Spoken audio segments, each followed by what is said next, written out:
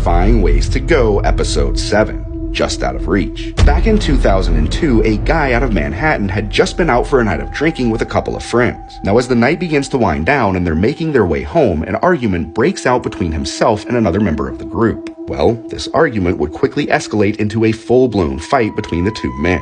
And while there is much debate over what actually happened next, here is one of two leading scenarios ultimately leading to the same devastating conclusion. It is said that at some point, one of those two men, a man by the name of Keith Masters, overpowered the other man, lifting him up and throwing him 15 feet down into an open manhole. And although yes, a fall from this height alone is more than enough to take someone's life, this, unfortunately, was only the beginning of a much bigger problem. Little did they know that manhole had been housing a leaking hot water line that, just a few days earlier, had completely ruptured, effectively leaving the man waist deep in boiling water, while at the same time being completely engulfed in extremely hot steam. And to make matters even worse, although first responders and everyone on scene could hear his cries for help, the steam was so thick and so hot they were unable to physically get to him. It was at this point they began lowering various retrieval systems in hopes he was still able to follow their instructions, but unfortunately, the damage had already been done. By then, he was simply too weak and too injured to comply.